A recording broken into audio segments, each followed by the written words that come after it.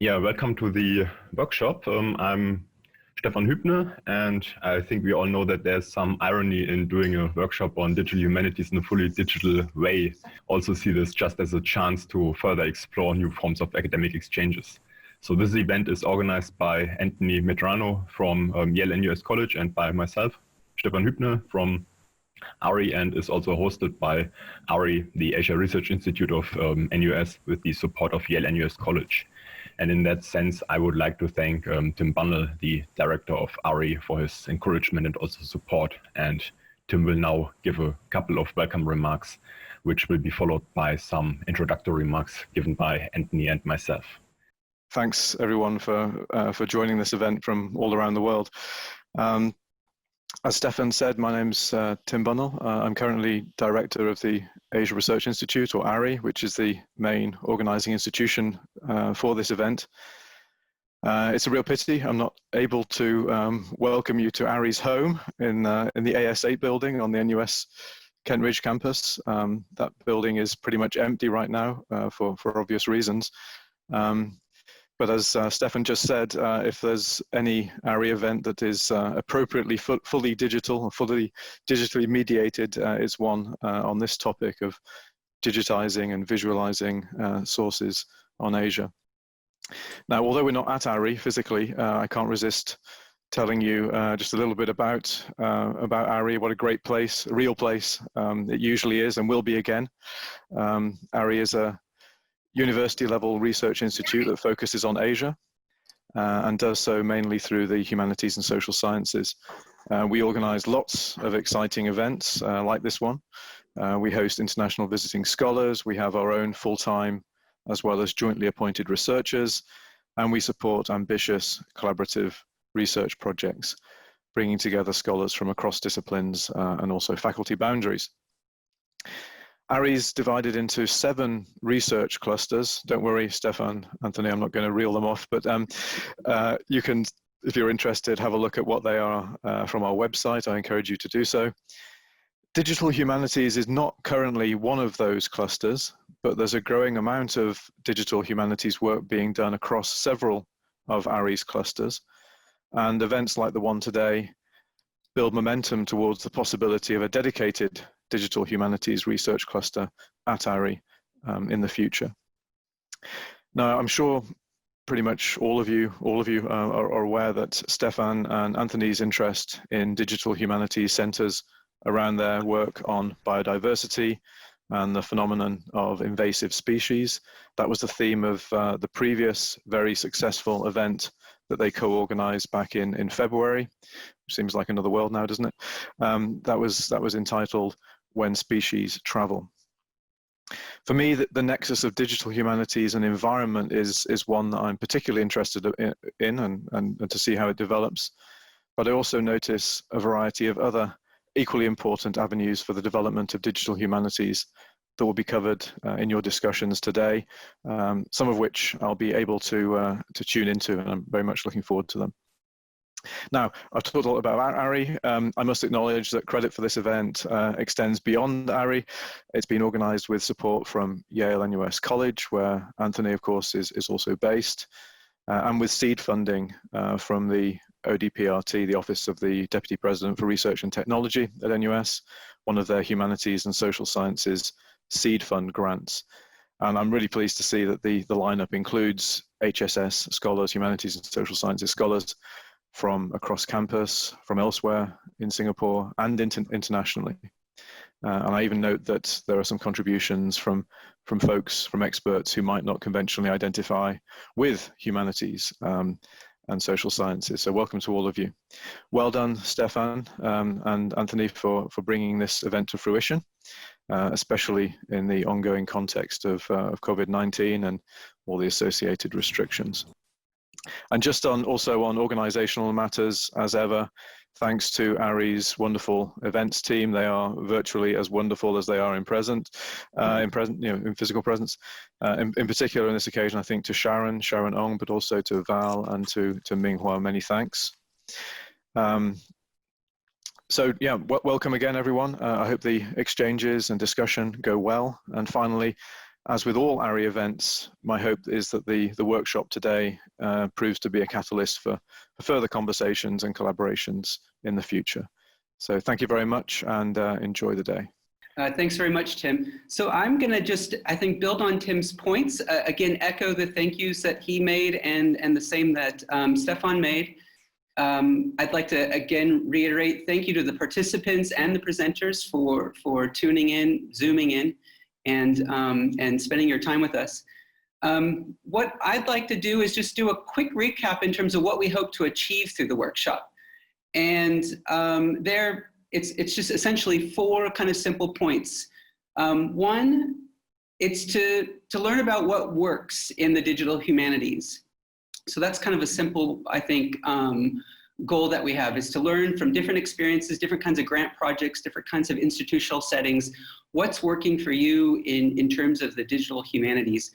And then second, to learn about those projects more deeply and more intimately. So that's the second one. Third, I think it's really to foster a community of collaboration and exchange. Now that we are in the situation that we're in, physical travel isn't as possible as it once was. So it's real timely to sort of, I think, build a community that's anchored in methodological similarities or thematic interests, and things of that sort. And then finally, I think what we hope to achieve through all this, so in addition to the community, it's to think about pedagogy and scholarship and cultural work in new ways.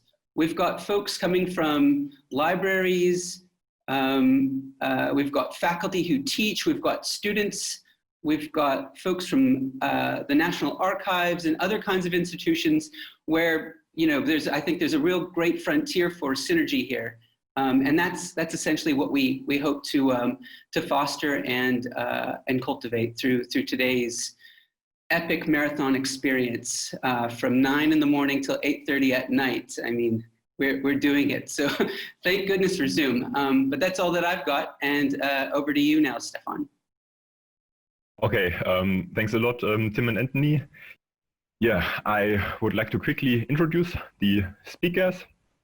And I will keep this very short for one reason, that you can actually look up the longer bio text in the program that you all probably have ready. And the other reason is also that theoretically we might have some brief technical hiccups. So I want to give really as much time as possible to the presenters. So our first 2 presenters are Cathy Derose and Peter Leonard from Yale University. And Peter is the director of the Yale University's Digital Humanities Lab, and Cathy is program manager for the DH Lab, who last summer also taught here in Singapore at Yale-Nus, if I remember correctly.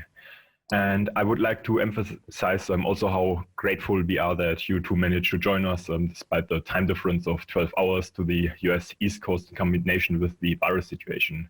And I also would like to briefly mention that one of the collaborators that the 2 are involved with is Jane Jacobs and her team of digital maps scholars at Yale-Nus, and we will hear from them a bit later in the second presentation. But now, Peter and Cathy, thanks again, and the show is yours. Great. Well, thanks so much, Stefan, and to all the organizers, Anthony, and all the others who've made this possible in Singapore. I am going to take about 3 minutes to take us through an initial conversation about the Digital Humanities Lab at Yale University Library. And then my colleague Cathy is going to talk about a really special part of the program around training and education for scholars, including graduate students, undergraduates, and faculty. And then I'll close off this presentation with about 7 minutes at the end on some of our more recent efforts in the Digital Humanities Lab around the intersection between machine vision and the historical archive. So with that, I'm actually going to share my screen so everybody can see my slides. And then I'm going to turn my slides on full screen. And what I want to make sure is that everybody can see, and I'll wait till this comes through. Anybody who's on my screen, if you just give a thumbs up, great. Okay, so our talk today is called From Archive to Insight, Digital Humanities Lab as Scholarly Accelerator. And I think it's really important that we not take this conversation as only about the Digital Humanities Lab at Yale, which is one of dozens, if not more, in the continental United States and indeed across the world. So when you see the notion of a Digital Humanities Lab as a scholarly accelerator, I really want us to think about it as something which goes beyond our experience in New Haven and speaks to the ways that people are considering new forms of digital scholarship, indeed across the globe. However, we are a part of a library. We're a part of the Yale University Library, and you're seeing the lobby of Sterling Memorial Library here, which is the building that we're in. Like everything that looks old in America, it's a 20th century building. It's the finest craftsmanship of 1932, designed to look like something much older. There are about 500 people who work in Yale University Library. It's quite large. We have about 15 million books, and we have many buildings across campus. And the particular building I'm going to be talking to you about today is the Sterling Memorial Library from the 30s. And we're actually going to be looking at the bottom left of the floor plan here. So at the bottom left, you'll see there's a darker part of the floor plan. And that's where the Digital Humanities is within Sterling Library. Sterling is actually a very large building, so we do have a lot of space. That's good news. The bad news is that the space looks like this. So this is a room from 1931 when the building was opened. It's the original reserve book reading room. It was used as a reserve book reading room until the 1970s. And so what we had to do is we had to figure out a way to take a room this historic and this historicizing and figure out a way to repurpose it for a digital humanities lab, a space that could be used to accelerate scholarship in the 21st century. And so this is what we came up with. I'll show you some pictures in just a second, but this is a sort of schematic overview of the space. You can see that we kept a lot of the original features of the room, including the leaded glass windows and the bookcases and the wooden walls, but that we put special things in the middle of the room to kind of bring it up to date and to do things like integrating print collections, which you're seeing some books on the shelves of the wall here, but you're seeing that interspersed with some really high resolution video displays. You're seeing one of our graduate students presenting his work on one of these big displays. And then behind that, to the right on the screen, you're seeing some of our team working inside a kind of glass area, which holds our deep learning, our sort of artificial intelligence analysis equipment, all taking place inside this historic room from the 1930s. And so it's been a real project to build out a space within a historic fabric that supports modern scholarship in Yale University Library. We're very proud of this space, and once things reopen, we certainly hope that some folks on the call today might one day come over to New Haven and take a tour of it. But I think what was more exciting than the room itself is really what the activities that go on inside the room. And so with the notion of transitioning over to Cathy, I'm going to stop sharing my screen and let her take control to give the next part of the presentation. Great, thank you, Peter. So I'm going to start sharing my screen in a second, and I'm also going to drop into the chat window a link to my slides in case anything goes awry with my PowerPoint or you just want to have a backup copy. You can see it there. So let's see. All right, is everyone able to see this screen okay?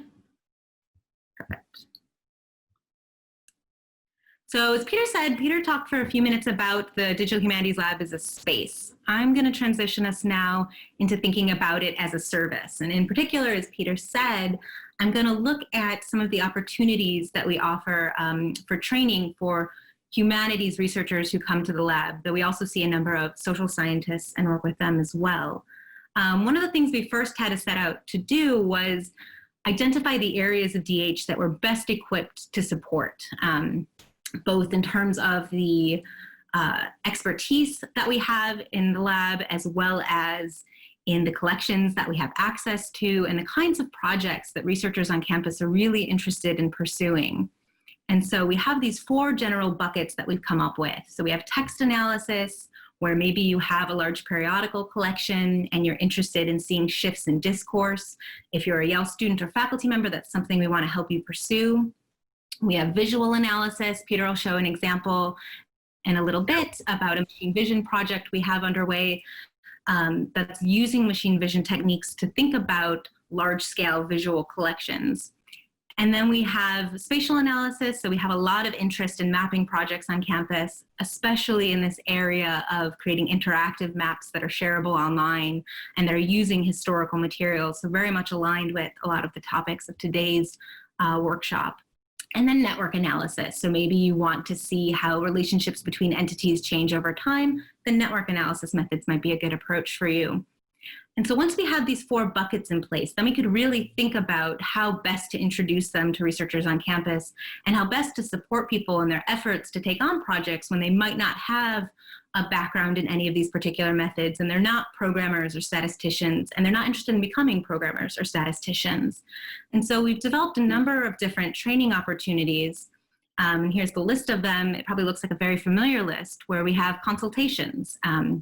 We have a drop-in office hours 4 days a week when people can come by the lab and ask for help with a project, either getting it started or help debugging some code that they've maybe already written. They can work with DH Lab staff as well as graduate student consultants who we employ. What we find really helpful about consultations is that they give us an indication of where we need to be ramping up training at any given moment on campus. So if we have a lot of people stopping by with network analysis questions, that's usually a good sign that we should be offering a network analysis workshop. So that way we can train multiple people at once and develop a community of people who are learning these methods together rather than holding a number of one-on-one isolated consultations. So consultations feed into the workshops that we offer, which we have standalone workshops, but we're also thinking a lot about developing a series of workshops that will take a more guided approach to learning DH. And so our most popular one right now is the Introduction to Digital Humanities series that we have. It's a week-long series. It's the one that I had the pleasure of teaching at Yale-Nus last year. And what this series is it's really a concentrated deep dive into digital humanities where we look at what is humanities data, and then we discuss several different ways of analyzing it, visualizing it, and sharing it, using those 4 buckets that I talked about before: text analysis, visual analysis, mapping, and networks. But we know that those 4 buckets are just a slice of what DH is. So we also wanted to offer training scholarships for students and librarians to be able to attend the summer institutes that happen in normal conditions.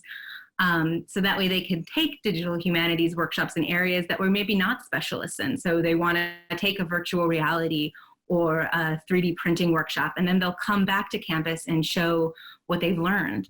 The last type of support we have is project support, which is in our rapid prototyping grants. These are nominally 1 to 3 week engagements between lab staff and researchers who are interested in getting a project off the ground.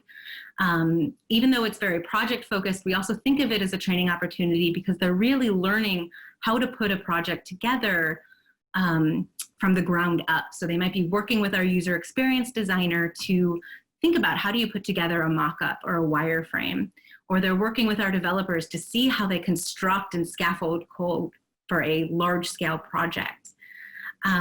But for all of these opportunities, what we see is that while they're very helpful, they're limiting because we can only offer a number of them each semester. We can only take on so many projects. We can only teach so many workshops. And so the other kind of training that we developed is one that was geared more towards capacity building, where we're adopting a teach the teacher model, where we can teach somebody about DH and then they can go on and teach others about it. And so the flagship program we have for that is our Digital Humanities Teaching Fellowship program, which is for graduate students who have some kind of teaching appointment on campus, whether that be as a teaching assistant for a faculty member or if they're the instructor of record of their own course. So this is something that was established in 2015 with a twofold goal of integrating digital humanities methods into Yale College classes, so that even if a faculty member was teaching a class and they were interested in DH, but they weren't practitioners of it, and so they weren't sure how to integrate it, they could work with one of our digital humanities teaching fellows to figure out the best approach and tools that they might use in the class. And then the other goal was to provide more semester-long sustained support to our graduate students who are interested in learning these methods. So it wouldn't just be a one-off workshop that they took with us, but it would rather be a semester-long time that we would be working alongside one another, thinking about the kinds of digital humanities that they were interested in and how it applied to their specific discipline, and then to the classes that they were teaching. So they're learning methods and they're learning how to teach those methods. So far, we've awarded 30 of them from over 15 different departments. You can see the list of them there. The ones in bold, African American Studies, and English, represent the departments we've seen the most applicants coming from, followed very closely by art history. But you can see it's a pretty extensive list, which has been one of the exciting things about the program. The other capacity building program that we have is our Digital Humanities Summer Internship, and this is actually a partnership with Yale-Nus that was established in 2018, where a Yale-Nus student comes to New Haven, works with the Digital Humanities Lab in an area of DH that interests them, and then they divide their time applying what they're learning, half towards a Yale-Nus faculty-led project and half towards a DH lab project that we have underway. We've awarded 2 of them to date. We were very close to awarding a 3rd when a global pandemic happened, and so we've postponed that at the moment. But you can see the 2 maps that are showing here emerged from those student projects. Both of the projects happen to be really geospatially focused. And we had students both starting from software that they found online and then starting to code up their own projects toward the end. And so I thought what would be helpful given the topic of today's workshop would be to close my remarks by looking at some of the software that we looked at with these students and that we often recommend for people who are interested in getting a geospatial project off the ground. And so we usually recommend off-the-shelf software for just starting out. We find it really helpful because before you invest all your time transforming your data for a network analysis project, you want to be sure that you have a network analysis project. And so we recommend starting with sample data that you find that looks kind of like yours, and using tools that are already out there before you fully commit to coding something from scratch yourself. And so some of the software that we recommend, if you're working with historical maps, which many of our humanities researchers are, we recommend using georeferencer, which is a free tool that will let you georeference historical maps, so overlaying historical maps on top of modern day base maps. And you can see an example of one here. What I like about georeferencers is you can see it's pretty user-friendly. It gives you the modern day map on one side and the historical map on the other. And so you're able to put down points and say where they line up, and then you'll get an image like this on the right where eventually it will overlay them for you. The nice thing about georeferencer is it's been developed by Quak Technologies. They've been doing a lot of work in the IIIF space. I know some of the papers later will be talking about IIIF. So the maps that you get out of this are IIIF compliant. But the other nice thing about georeferencer is it gives you a link that you can use, a map tiling link that you can use and import into other mapping software really easily.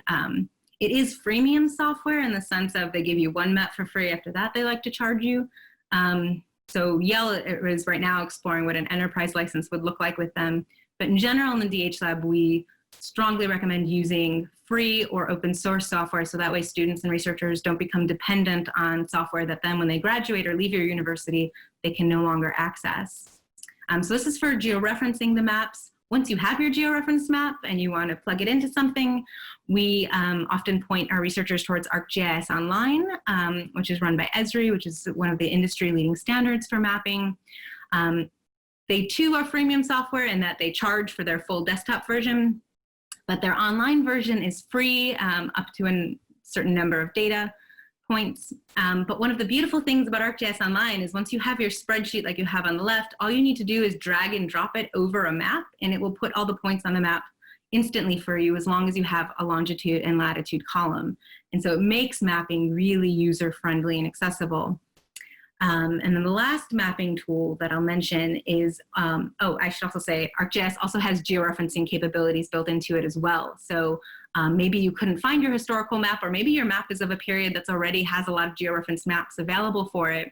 ArcGIS Online comes with a number of georeference maps, so you can easily import their own map layers as well. But then the last mapping tool that I want to mention is another Esri product, ArcGIS Story Maps. And so this is a platform that lets you combine any visual, textual, audio information that you might have. And again, it's a really user-friendly one because they've created all these really nice templates for you. The hard part is coming up with the content. Once you have it, you can paste it in and start to structure your story. And I've included a link to one of my favorite ones that's thinking about ecology and given the focus of today's workshop. I know one of the papers is going to be looking at Night Lab's story maps, which is also a terrific tool. The only reason we have been using ArcGIS's version of it is just because it does sync with ArcGIS Online, so that you could take your ArcGIS Online map and plug it into story maps really easily. But so these are the tools that we often recommend starting with, because again, they're user-friendly, they're free, it's a low barrier of entry. But once researchers start using them, if they encounter limitations, that's when we encourage them to come back to us and say, okay, I know what piece is missing in order for my project to really be successful. Now I need to think about how we can custom develop something. And so that's when we start thinking about the rapid prototyping grant, for which we have a number of different templates in place to structure those engagements, where we have a lean canvas form that really focuses on what are the core research goals of this project that we want to achieve. We have a user analysis form that centers the user. So how can we design an application that is user-friendly? And then we have a project charter, is a document that all team members sign just to make sure that everybody's on the same page with what we're committing to. All of those documents are available on our website in case they can be helpful. But now that we are in the custom coding place, I will turn things back over to Peter so that he can talk about collection scale analysis.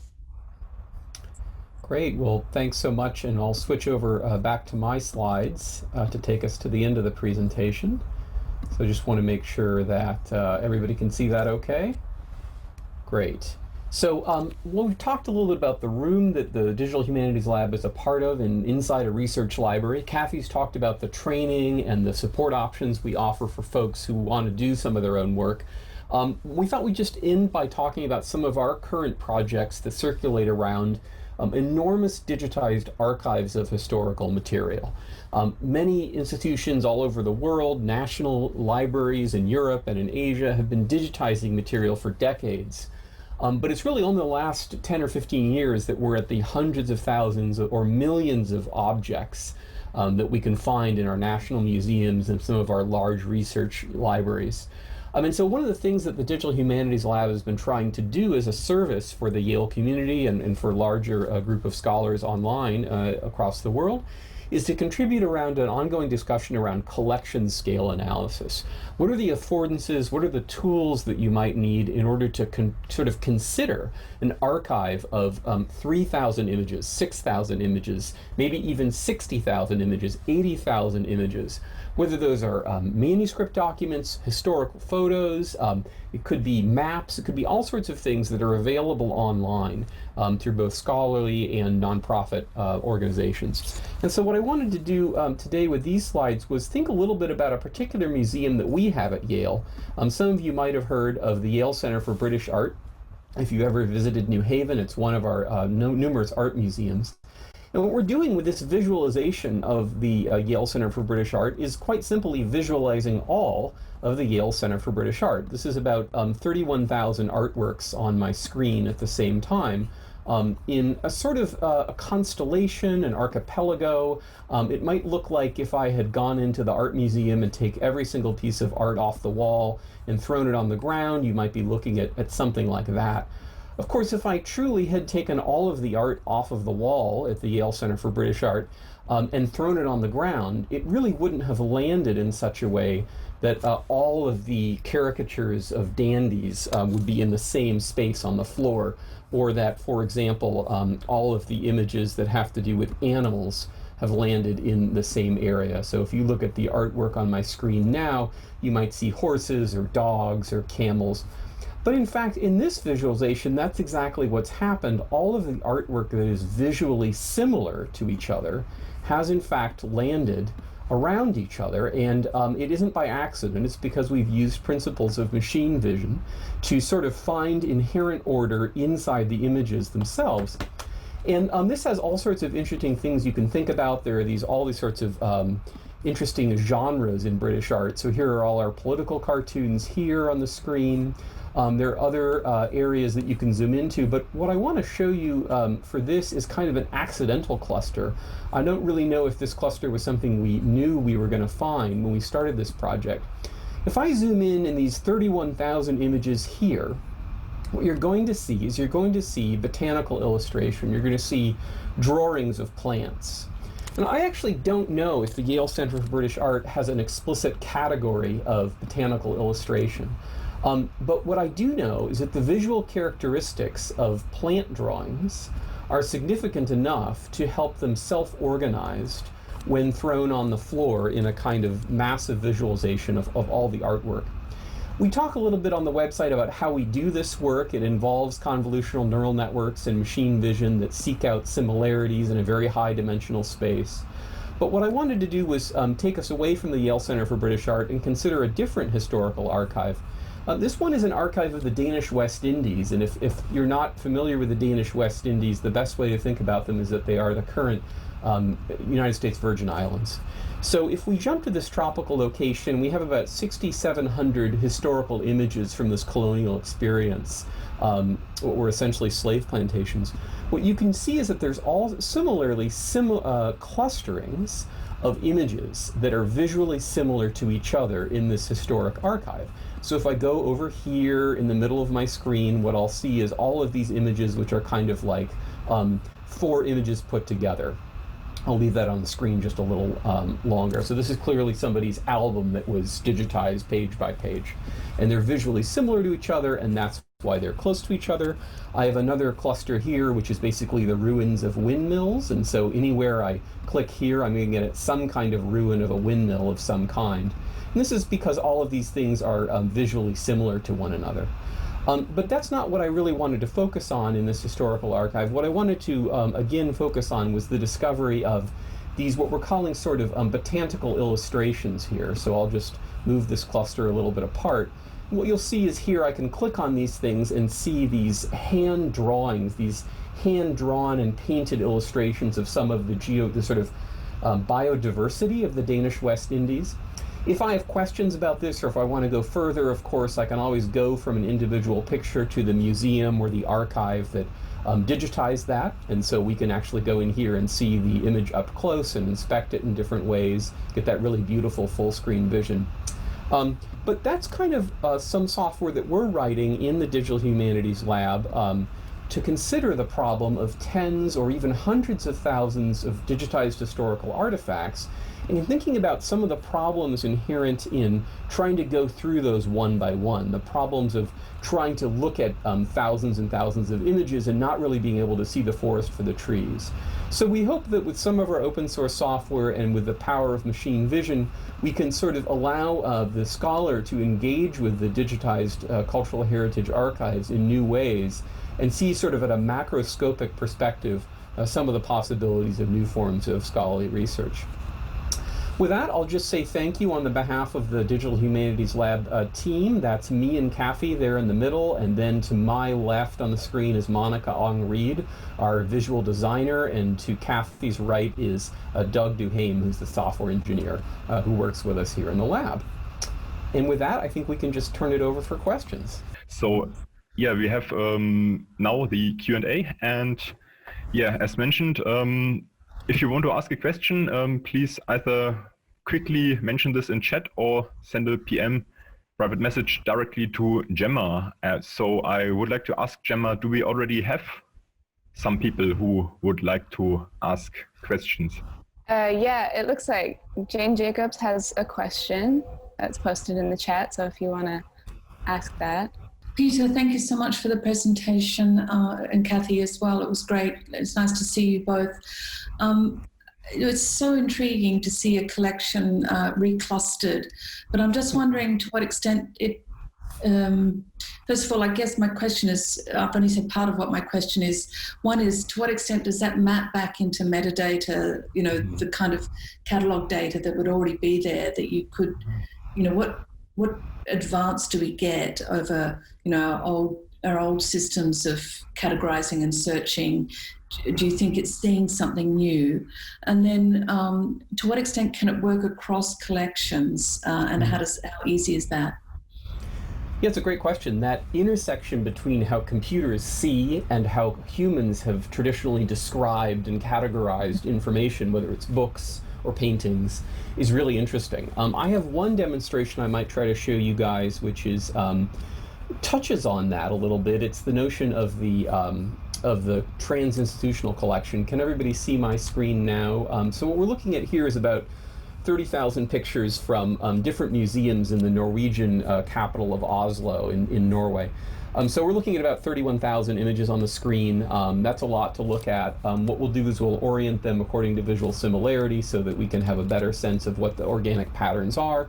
And initially we see the categories of the, in the 19th century in Northern Europe, priests would wear a certain kind of collar. And so everybody who's in this particular cluster is a priest, right? There is no category really of priest, but there's an implicit latent category of priest. We also have categories of skiing or having fun on the snow and ice, which is, I guess, something they don't do too much in Singapore, but it's a big hobby in Norway. And so we're looking at a kind of latent cluster of ski activities, snow activities. I know this big image looks like Australia, but it's not actually. What we want to do, though, is we want to put those visual clusters, these clusters of like buildings here, which appear on my screen, in conversation with the unique collection practices of maybe like the 6 or 7 big museums in Norway. And so one of the ways we can do that is we can actually turn on and off parts of the constellation. So as I choose different museums from the menu, what you'll see is the parts of the constellation change. And so maybe one example here is that there's a whole bunch of, well, one of the museums has a lot of images, but if I go to this particular cluster, you see how most of the images on the screen are darkened if I choose that. So I'll choose everything on, now I'll choose this, only that museum. Most of the screen except for this area gets dark, and that's because it's only these images that are in the center which are remaining lit, and that's because they're from a particular museum. Now, the Oslo Byarkiv happens to be the city museum of Oslo, and they collected all of these pictures of public transport, of trolley cars and trains, whereas the other museums, if I switch to other museums, you see that center goes dark. So it really is the Oslo Byarkiv that is focused on trolley categories. There's another example of a very distinctive visual collection down here I should just mention that a lot of people look at, and this is every image in this cluster was apparently taken in a kind of circular camera, and this was mysterious to us, and we were trying to figure out, is this just some weird lens or something like that? And as always, the answer turned out to be in the metadata. So if you go to the original museum, you can read quite clearly here that this was a guy who hid a camera in his jacket. So he had a hidden camera. It's like Google Glass. He was hiding a camera, and he was taking pictures of people without their knowledge in sort of early 20th century, late 19th, early 20th century Oslo. And that's why everything is within a round frame, because he had this kind of hidden camera. So that relationship between the archival history, the unique sort of collection practices of individual museums. If you think about Yale's experience, a lot of our museums actually, it's all artwork collected by Paul Mellon, and so that particular, his connoisseurship had, for good or for ill, an enormous impact on what is actually preserved in New Haven. So I think that's a great question around, how can we, and it's certainly driving our software development, is to put the explicit categories, which maybe libraries or librarians or archivists or scholars have determined, in conversation with the organic patterns which emerge from sort of the arrangement of raster pixels in a digitized image, and to see where they line up and to see where they're kind of orthogonal to each other. Gemma, do we have more questions, or? Anthony has a question as well. Okay, then go ahead, Anthony. Mine's very short, but first, thank you so much, Peter and Cathy. That was just beautiful and wonderful and just absolutely informational. I mean, it's fantastic. And what a great way to sort of start off the day, too. It was really, really beautiful. My question is really quite simple. It has to do with your collection scale analysis. I just wanted to know, what program are you using to do that? I didn't catch the name of the program. Yeah, it's a good question. So first of all, a lot of people, not just us, are thinking about this question of machine vision. It's kind of a standard thing that people are working on. We read about this in the newspaper about Facebook analyzing all your pictures. If you carry an Android phone or if you carry an iPhone in your pocket, then you have a system which is capable of, for example, finding all the cats you've ever taken a picture of I just searched for the word cat, and I have apparently 307 pictures of cats. I've never labeled those pictures, so a robot has done that without my knowledge or consent. So this is happening in the commercial domain. It's happening on Facebook to sell you ads. It's happening on your phone to help you find images of coffee or bagels or something like that, chili crab. The question is, how can scholars kind of take the same developments that are happening in Google and Facebook and Microsoft and turn them into scholarly tools for working with cultural heritage material, natural science material?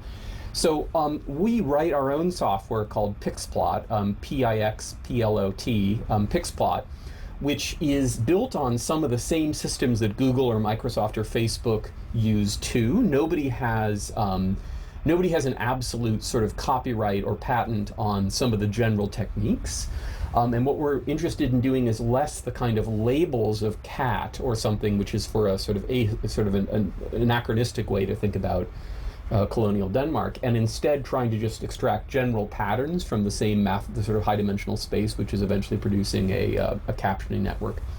So if you Google for Pixplot, P-I-X-P-L-O-T, you'll find software that we wrote.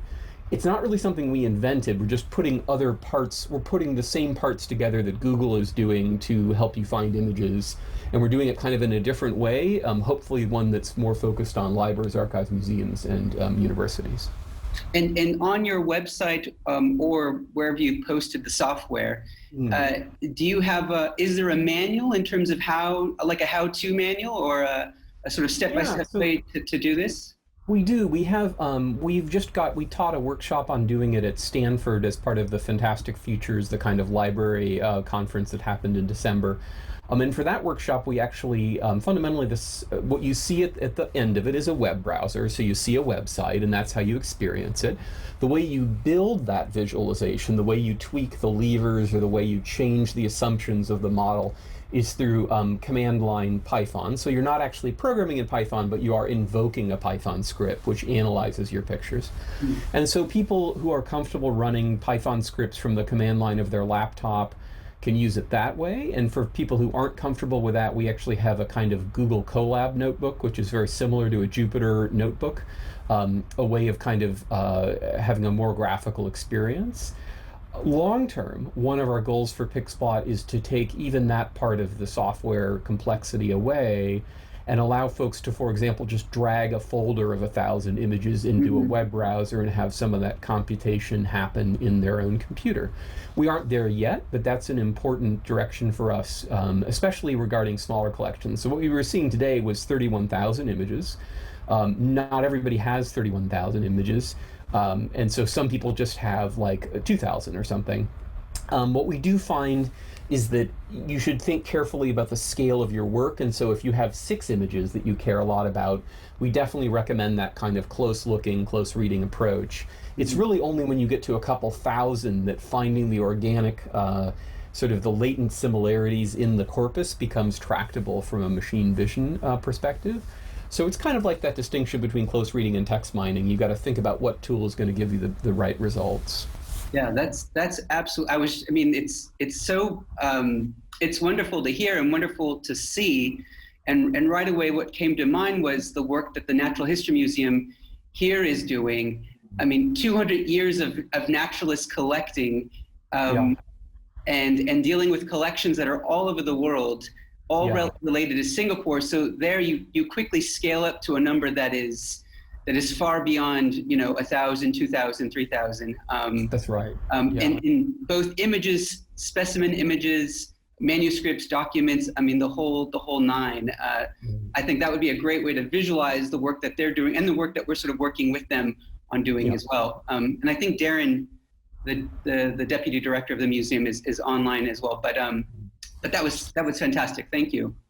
Great. Well, thank you. And it is true that we think natural science collections are also something that can be analyzed this way. You saw it accidentally being done in art museums, but I think we have colleagues at the Smithsonian and the Natural History Museum in Washington that have. What's very interesting about sort of taxonomy and organization is natural scientists are very practical, so they can say, well, here's the deal. We have like Linnaean taxonomy, we have binomial, classifications. We can just easily say this machine vision system is 99.6% accurate at classifying this fern versus that fern. And so folks are definitely doing that, and they're getting above human accuracy. They're sort of at the point where to get any more further deep into the subspecies, you need DNA sequencing compared with what the computer vision system can do. What we find in history and humanities is that oftentimes humanists are less comfortable with the notion of these kind of classifications. And so folks are more interested in the kind of suggestive sort of configurations, the archipelago, the kind of constellations that suggest many forms of contingent spatiality. You might have seen me reorient the thing from a grid to a constellation. And in fact, in certain versions of the tool, you can sort of orient the constellation according to different assumptions, because we know that all of these spatializations are incredibly, they're literally reductive. They're going from a 2048 dimensional space into a 2-dimensional space. So we're doing great violence to the subtlety of the interconnections between the visual objects. But on the other hand, I don't have a 2048 dimensional screen, so that's what we have to do. Mm-hmm. Wonderful. Thank you. Thank you again. Thanks a lot. We have 2 minutes left, so I think this will be the last question. Gemma, who is next on the... Yeah, we have a question from Naoko Shimazu. Thank you very, very much for this. And what I wanted to ask you was about the question of copyright to do with these images, because here we are using images as almost like numerical data or some kind of data. And yet when we do, analysis of images, and if you want to incorporate them into academic work or books or whatever, there is an enormous amount of fee often that we have to pay for the usage. So how does DH deal with the kind of copyright issues of these images that one could use as data? It's a great question. Cathy, do you want to tackle that one first? Well, I can say that for the experiments that we're doing, we're using collections that are out of copyright or that are already publicly available. But yeah, what's something that we're watching what Google does and what lawsuits Google successfully encounters in terms of what size image we can reproduce. So we're working with a collection right now internal to the library that is under copyright restrictions. It's a visual resource collection. It's a teaching collection on campus. So it's old slides that people used to use in art history that have since been digitized. And it's a massive collection. There are a few 100,000 of them. And so we're thinking about visualizing them in Pixplot, but right now we're having to put them behind an authentication screen because it's not something we can make publicly available because it is a licensed collection. And so we're trying to figure out, is there a certain ratio at which we could share these images still? If they're small enough thumbnails, is that something we can still make available at this very large scale, even if we can't make the individual images themselves something that researchers could download because of copyright restrictions? So at least for the moment right now is building in that authentication layer so that you could have, if you had a collection that needed to be password protected for a class or for your research project, that you could still use Pixplot yourself, and then figuring out how you can distribute it publicly. That would be, I would consult an attorney for that one. Yeah, am I right to thinking that this is still an ongoing issue, this the legal aspect of using these, particularly the kind of image visual data in, okay. Thank you. Yeah, I think it mainly raises, the problem arises when you need a high resolution print on the cover of your book or a plate in a journal article or something. Then one has to pay money. For low resolution things, I think folks have, there's more leeway. Thanks a lot. So now we come to the second presentation in this panel, which will be given by Jane M. Jacobs and Chang Yueh. Jane is Professor of Urban Studies at Yale-Nus, and she's also the PI of the Yale-Nus Digital Historical Maps of Singapore and Southeast Asia project. That is the topic of the following presentation. And I should also briefly mention that she, Ronald, and the other members of her team were very helpful in advising us, that is me and Anthony, regarding our own project. And Yueh Xiang's interests are in public history and curating, and she's working with Jane as the senior curator of the Digital Historical Maps of Singapore and Southeast Asia project. here again, we are very happy that you two were able to join us for this event, and the floor, or rather the screen, is now yours. Great. Thank you so much, Stefan and Anthony, for organizing this event. Can everyone hear me? Yeah, great. We're delighted to be a part of this conversation. We're very excited by it. And as always, thank you to Peter and Cathy for bringing the expertise of the Yale Center into the conversation. I'm just going to go to my PowerPoint and share with you. Please indicate if it's, yeah, great. So we're through a funded project through the Ministry of Education, Social Science Thematic Research Grant. We have funding to look at the spatial history, if you like, of Southeast Asia as embodied in the source of historical cartographic assets. And so today, Chang, Siang and I will just report on where we are with that project. So let me just get into that quite quickly. I'm just, great. So the Digital Historic Maps of Singapore and Southeast Asia project is really aiming to develop and populate and really to test bed. So we consider ourselves to be in an experimental space, an online platform of digital historic maps, all pre-1900, of Singapore and Southeast Asia. Now, we would like, our ambition is to learn how to produce a one-stop portal for viewing and sorting and interrogating maps, historic maps of pre-1900 maps of Southeast Asia. We have 4 collaborating libraries, and I'll go into those libraries in a minute. We, just as a way of trying to produce an editing device for us, because there's lots of these maps, we were particularly interested in routes and nodes. It's a very standard way in which historic maps have been thought about in terms of trying to analyse patterns of settlement and patterns of development. So that's our, most crude editing tool that we have. We have ambitions for high functionality and diverse functionality that would enable a whole range of users, and we have an imagination that sort of runs from the high school student in a history class or a geography class through to a retired enthusiast who, is sitting at home but is, captivated by historic maps and wants to kind of think and play with them in a different kind of way. And of course, alongside of that, we are trying to build the capacity of digital humanities in Singapore, in Yale-Nus College, and in NUS more broadly.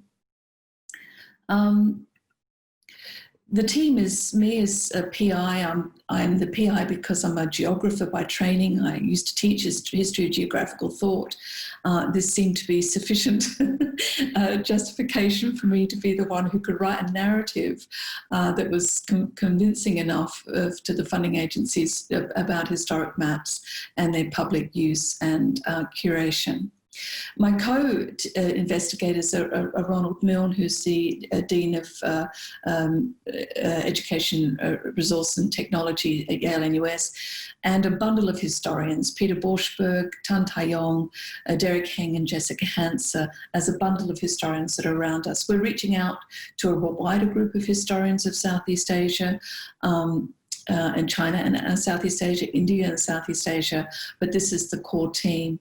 In addition, Chang Siang has come on as our senior curator, and Paul Tan is our IT director at Yale-Nus and has building the IT side of that.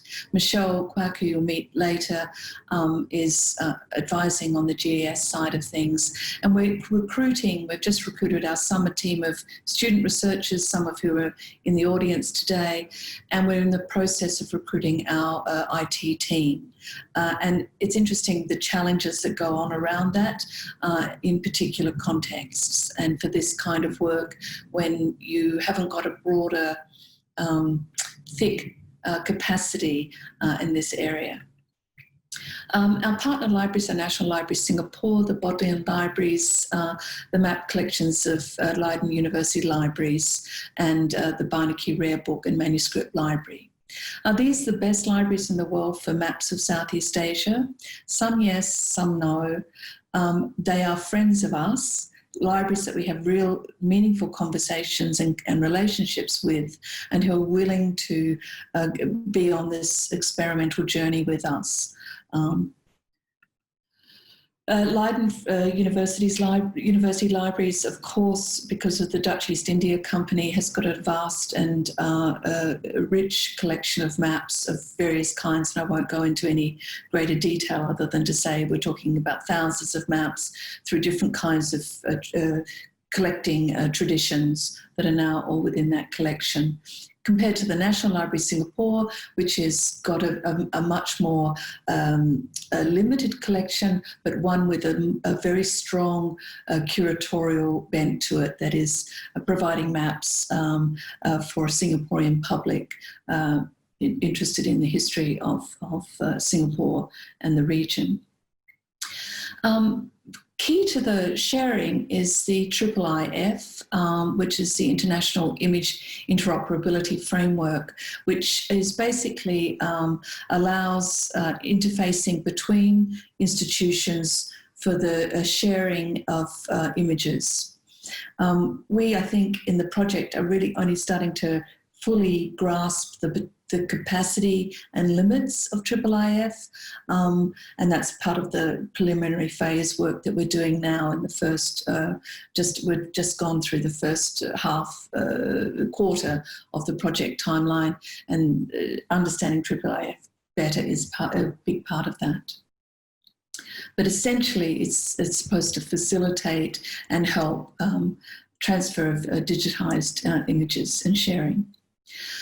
We have a picture that sort of conceptualizes what we imagine we're going to be doing. At the center is our platform. There's a user here. There's our various partner organizations that are here. And so we have a map for this. You go from a conceptual drawing like this into very fine-grained work quite quickly in this kind of project, and so that's a useful thing that we've learned, that the security that a diagram like this gives you is lost to some of the challenges and details that you enter. Very important part of the inspiration for the work was the work of Peter Borschberg, who's a Singapore-based historian, who has used cartographic sources very extensively.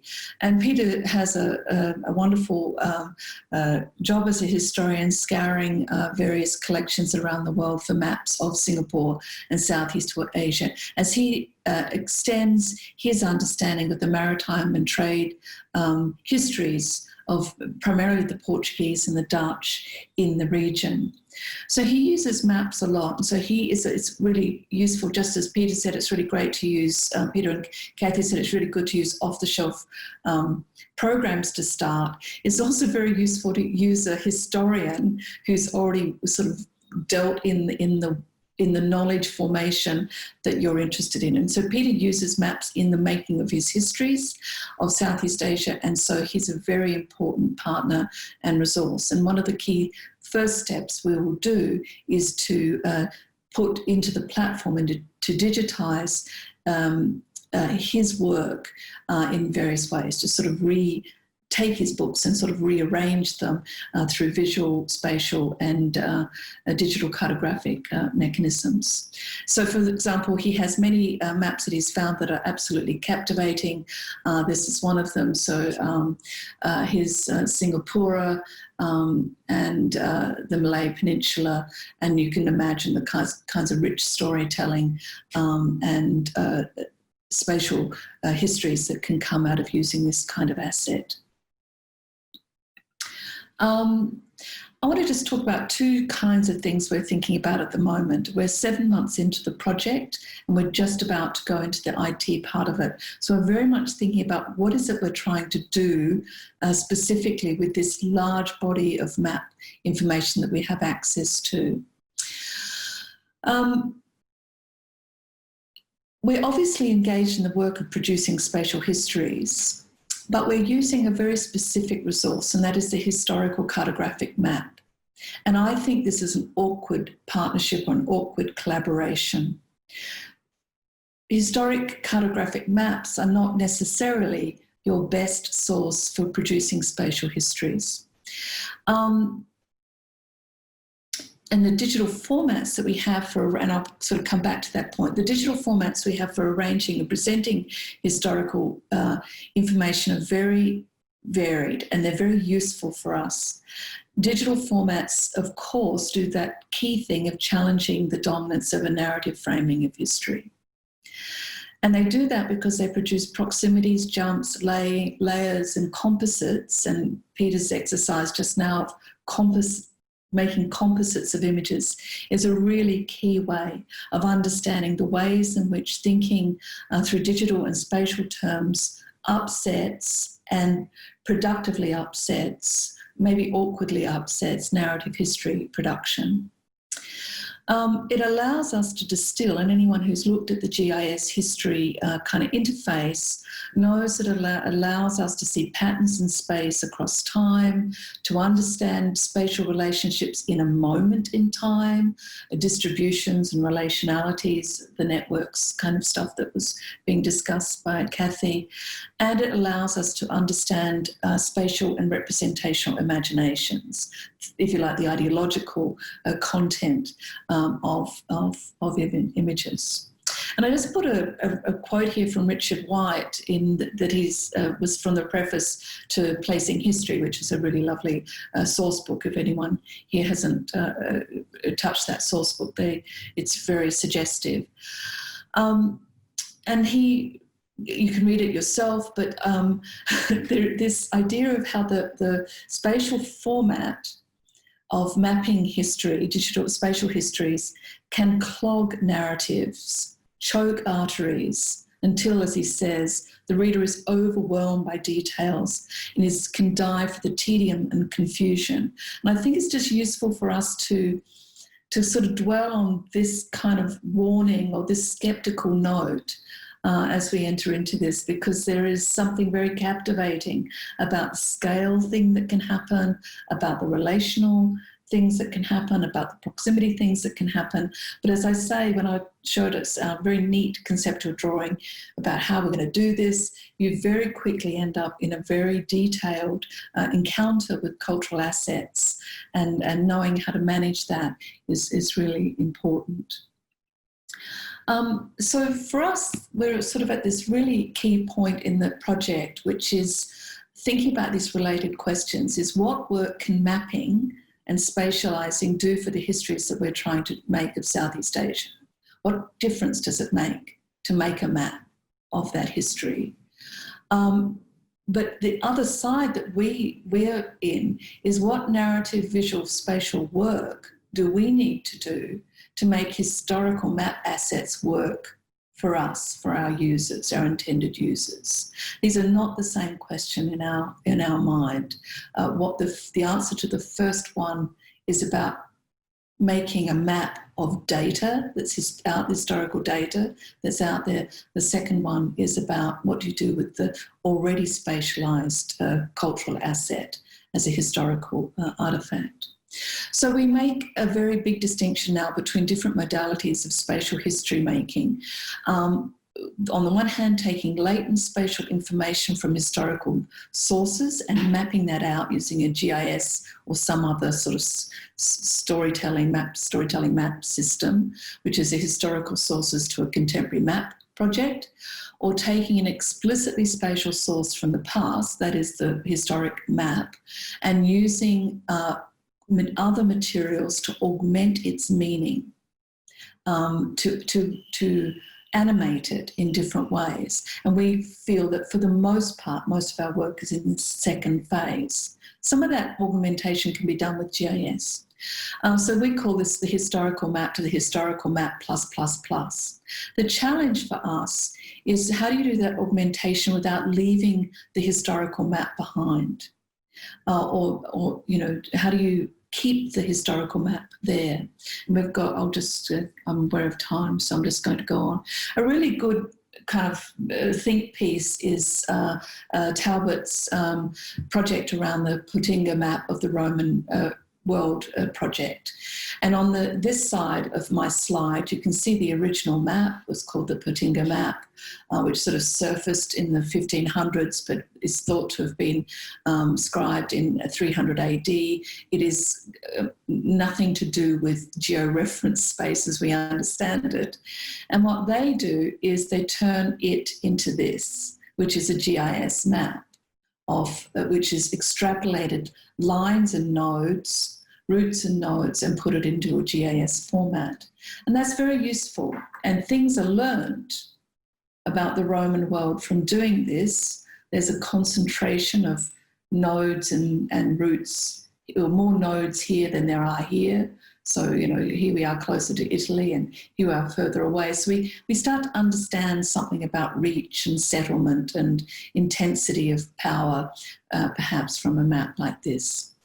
So this is one exercise you can do, and we're in the process of going through a set of play exercises to experiment with what we want to do and what we want to achieve with our map. But just to say that, you know, for all of the gains of this, there's a whole set of things that are lost here, and somehow mediating between those two outcomes is an important value that we're trying to define and outline in the project. We are at the point where I hand over to Siang, so I'm going to stop my share, and over to you, Siang. It would help if I unmuted myself first. And I'm going to start my share and take over from Jane. Hello, everybody. I'll just go straight to, okay, and here we go. All right, so just sort of give us a kind of update about where we are and what kind of things we're experimenting with in this phase of our project research. And so I think before I joined sometime in October last year, the Yale-Nus team met with our partner libraries and colleagues from Yale-DH Lab at a workshop in Oxford and have defined the scope of the project, as well as to discuss technical possibilities and challenges. And as Jane mentioned, we're in the process of recruiting IT staff to develop the platform, which includes IIIF development, as well as the UX and UI design. We've had more success with the recruitment of student assistants, and they're very helpful for us during this summer. And so at the moment, we have a team of 6 researchers and assistants working on the historical research as well as IT development. So what has somewhat been sort of delayed and scuppered a little bit was, I think around about this time is where I'm preparing to fly to Leiden tomorrow for a deep dive into archives and to, you know, especially to look at materials that might require digitization or re-digitization for the project.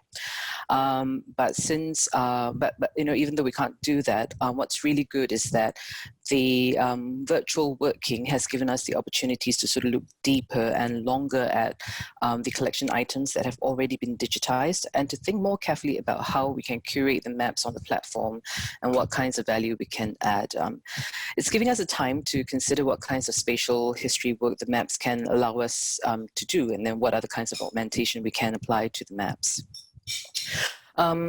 And so, what are we doing to develop our capabilities to share assets through the III framework?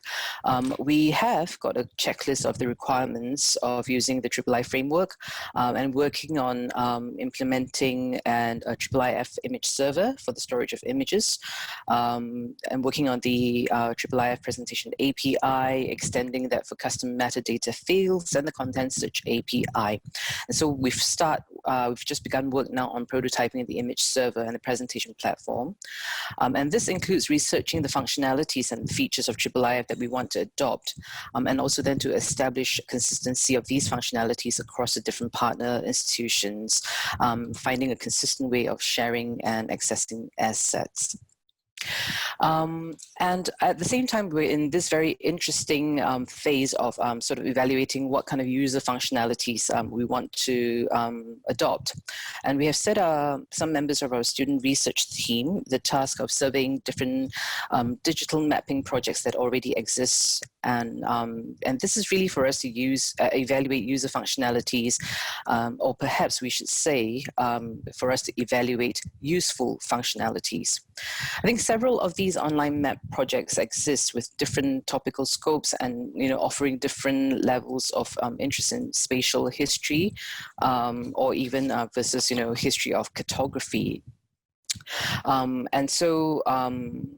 So on the one hand, on the sort of more popular and accessible end, we have websites like All Maps of the World, where users select from a list of maps and see where they lay on what we now know as a map of the area we recognize. And then there's Dave Rumsey's very extensive collection of maps, which doesn't just offer extensive map references, but it also it offers functions as diverse as georeferencing, and they've also developed an app outside of the website for augmented reality interaction with the maps. So the question that we have to ask ourselves is, are these necessarily functions that we might want to adopt? And I'm not saying no just yet, but these are survey questions that we're asking ourselves at the moment. We need to consider the varied level of users that we're including, and therefore the varied levels of usability. And we need to find a balance in the functionalities. Of course, we want something intellectually flexible, which online archives and library catalogs are. They're there. The information is there already, and it's fairly flexible how a researcher wants to go in and play with that. But would that be a bit too sort of with the search functions or the functionalities become too clunky in that format without any kind of adaptation? On the other hand, if we offered things that interact very quickly and interestingly with the public, would that be too interpretively didactic, And then, one of the key questions now that we are sort of grappling with is, do we want our map portal to allow researchers to illustrate linear mapped out narratives, or do we want to sort of maybe open it up a little bit and provide them with elements and tools that will suggest ways that they can take forward their exploration, sort of a build your own adventure kind of format. So one of the ways to think about the issues and what kind of functionalities we adopt, right, is to remind ourselves that one of the stated objectives of this project is to enhance our digital humanities capacity. And what I personally find helpful is to remind ourselves that digital humanities as a field allows for different disciplines and different types of primary sources to be presented together to enhance our understanding of particular subjects. Sort of referring back to Cathy's earlier presentation about the different types of analysis that people do, we want to think about what digital humanities tools we might be able to include on this portal to enhance research use of the portal. So on that note, one of the interesting examples that we had earlier found and are kind of benchmarking against is the University of Victoria's map of early modern London. And so already on the kind of landing page, we see that this platform brings together the cartographic primary source, the map, as well as allows for textual sources come under the same portal, allowing for very quick and easy cross-disciplinary access into the research. And at the same time, sort of from a GIS questions point of view, in the decision to present the map itself as if and just embed interactivity in it, rather than to geo-reference that onto a base map, this gets around the methodological questions of whether or not, and if yes, how, we should be geo-referencing or geo-rectifying historical maps to contemporary boundaries. And in fact, this kind of presentation might also be even useful, even when we come into the more detailed settlement maps of the 19th century or the 20th century ones. Another important benchmark project for us is Harvard University's Imperia, and this is a project mapping the Russian Empire. And the project was based on an atlas of the Russian Empire with different sheet maps. And what they had done was to geo-reference the maps to real-world coordinates, and then they found the coordinates then off the back of a deck of playing cards that had a different Russian region at the back of it with the coordinates. So this brings together different sets of primary source materials. And now what the Harvard team did not do was they didn't just warp the old atlas according to our contemporary base map, because that would cause distortion to the image. There was some level of post-production and image editing to sort of stretch the map to the boundaries to make the overlay neat and coherent. And then for these different nodal points that they've got here, it brings together data from other types of sources to give a rich visualization to the networks that are within the Russian Empire. So these two projects give us sort of food for thought on how to invite a cross-disciplinary reading of the maps. And so in considering the range of functionalities that we might offer then, in addition to the basic and advanced search function or geo-referencing tools, we would like to think about offering sort of a build and save your map collection so that you can sort of always go back to what you're looking at. And in addition to that, maybe we want to sort of also offer textual analysis tools for in case you had a text that you're reading alongside with the maps, and for you to upload and to be able to sort of do your own n-grams, word clouds to do some kind of textual or even network analysis with. So these are things that, sort of at the moment, as we're playing with it, we're thinking of whether or not, what works best for each possible project. I'll have a demo to sort of show you an example of what we're trying to achieve with one of the experiments that we're doing. And so we've got actually student researchers to help us to develop some of these demonstration samples and experiments. I'll just go straight into the next slide to talk about them. So this first project, the Portuguese and Dutch in Southeast Asia, this is based on Peter Borschberg's research on the travels of Jacques de Coudre and Admiral Cornelius Matelief. Why we thought it was actually interesting to bring this together is that the travel journals are published separately as separate volumes. So if you didn't think of a comparative, you would be reading one each as a standalone. But our starting point wasn't just his textual kind of work that he had done, but also that he had selected for the back cover of his book, two maps that kind of represented the two travelers' journeys. And that gave us, sort of a starting point to think about, what is different between these two maps? What do they represent? What do they show? And if we, and that's what we're doing now, take each of the points that each traveler had gone to and we mapped it out and overlaid it, are we going to see convergence or are we going to see divergence? And so I'll show you a little bit more about a demonstration of what we're trying to achieve with this project in a while. And then a hat tip to Yale DH Labs Vogue project. It's called Robots Reading Vogue, where they did a textual analysis of, I think, about nearly 100 years worth of Vogue magazine from their archives. But one of the other interesting things that they did was they used machine image visualization to analyze Vogue magazine covers by the 10-year blocks. And I think when one of the things that sort of alerted to us as we survey these maps was that over time, the outlines and the borders of the maps that we're looking at really changes. And of course, you know, in the earlier period that we're looking at around the 1600s, we get overview maps. But then as we move closer and closer into the 19th century, we're getting more and more detailed and zoomed in forms, right? And so we actually really do want to sort of try to make use of the technology to try to see what the visual variants will be. We've got a student who is working also then on the Dutch colonial mapping of Indonesia. Earlier maps from the earlier period of our survey tend to be overview maps, but by the time we come into the late 18th century, into the 19th century, the Dutch Colonial Topographical Bureau actually has very, very good examples of very detailed mapping of nodal settlements and showing us not just the details of what is there, but also, you know, showing us what has been, what continues to be built and how things continue to change. And so that's one of the areas where we're going to look into and going to think about how we're going to present that information and that data. We have also got a project where we are trying to sort of pin out locations of commodities. And so starting with the spice trade and sort of taking Herman Moll's new map of the Indies as a starting point.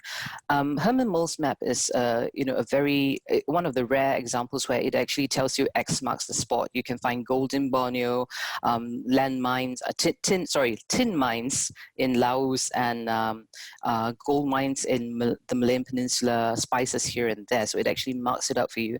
But we're doing research here and trying to sort of make use of all the historic maps that we've got and really trying to pin down where the locations of these particular commodities are, and as a kind of visualization. So that's the work that we've set our students the task of working on. And I just want to give a hang on. Okay, so just to give an example of, it hung a little bit. Okay, so we've got a kind of demo for the kind of work that, the kind of functionalities that we want to be adopting for the Peter Boschberg project, for example. So we'll start with a base map, and then we've got a menu panel at the top that people can sort of toggle in. And you can click on historical maps and it will bring out an overlay. And you can select, you know, which of the maps you want to turn on and off. And so right now what we've got here is Hondus's India Orientalis that we're looking at. And we would offer a georeferencing option if you wanted to really map your outlines to the borders of, to match with the contemporary base map. And we can also allow for transparency toggle so that you can still see what's underneath and reference to where these places are today. At the same time, we can also do sort of a swiping, you know, you can, sorry, I was too quick with that. So we can also swipe in and out to turn on and off that overlay. Those are some of the things that we can play with. Or we can toggle onto the merchant routes function where we can select, you know, whose journey we would like to focus on. And we can pin in, you know, particular port locations. And we can do comparatives. And when we hover over the different port points, right, we can input and embed tooltips to give more information either about objects or commodities or a quotation from the travel journal. And we can actually select to highlight, you know, the different routes to compare against. So this is not based specifically on the data that we have right now. We're still collecting data, but we would like, you know, we would hope that the data will be able to show us, you know, whether or not the lines converge or diverge. And also then at the bottom, we would have a kind of a timeline feature where, you know, as we move along and progress along the years, you know, the trade lines might shift and might change and look different as well, or different city ports might pop up and others fade away. And I think I'd like to mention that, thanks to Michelle Quak, who's helped us to sort of develop this kind of overview mock-up for this presentation. And so really, so that's kind of like where we are with the project and the kinds of experimentations that we're doing.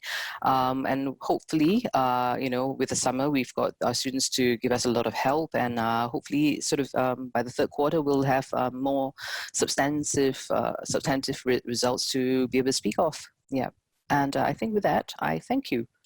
Okay, thanks a lot, Jane and Yueh Siang, for this very important insight into the current state of your project that actually connects to all of the presentations in this panel. So we have time until about 37, so I hope we can now have maybe 2 questions depending on how long this takes.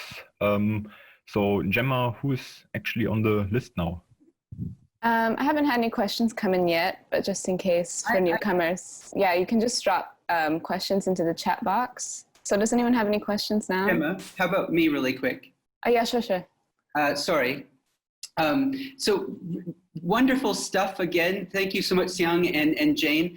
My question, again, it's kind of a little specific, but I'm real curious about Peter's commodity project. So there's the mole map that provides, I guess, an accounting of where these commodities are found. Has Peter already collected additional information about these two, or is he working solely from that map and sort of, going beyond it? I'm curious where you're at with kind of geo-referencing, locating spatially where these commodities are coming from.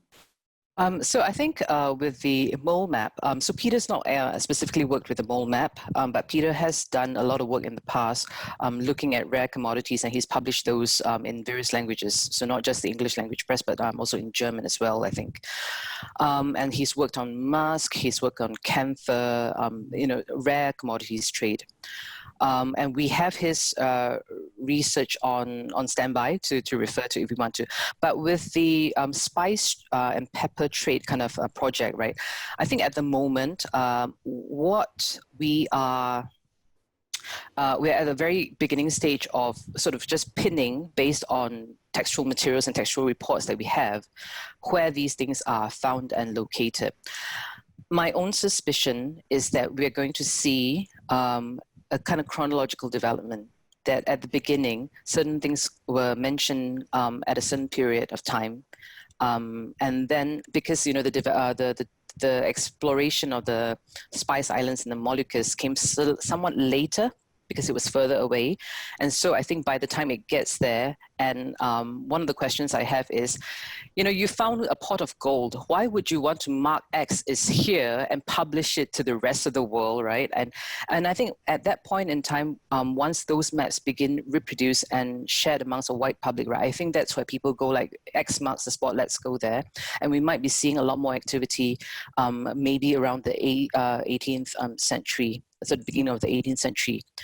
So those are my sort of theory and suppositions about what we're going to see when we play and interact with the maps with the data. And I think this summer is where we're trying to see whether or not that data bears up that that theory. Okay. Yeah. Great. Thank you very much. Welcome. Okay, thanks. Gemma, did we have? I think that's all the questions for now. Okay, we have.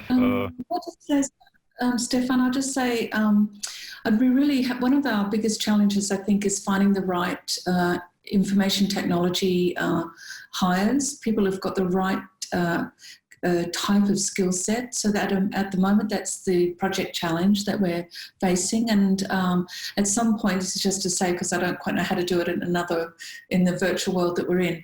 But I would like to talk to Peter and Cathy if you have a moment at some point across the day.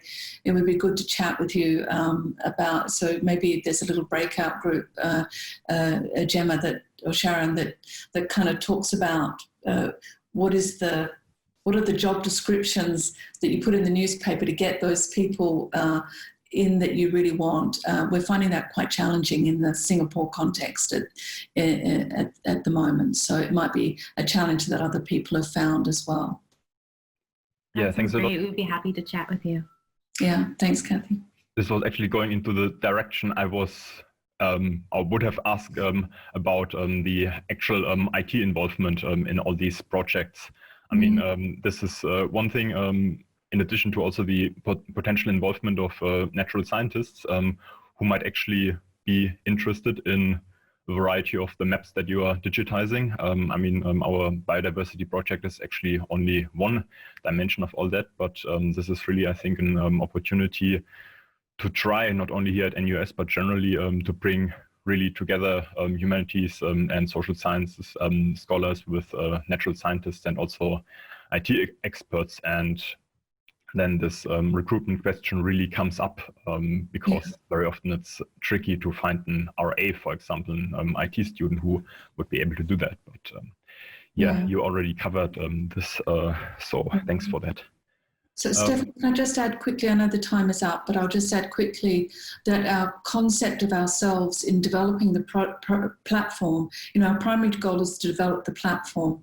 In a way, it's we only have a sample historical inquiry editing device. So we have a concept of ourselves and the project as really being interested in serving the research needs of those who are around us.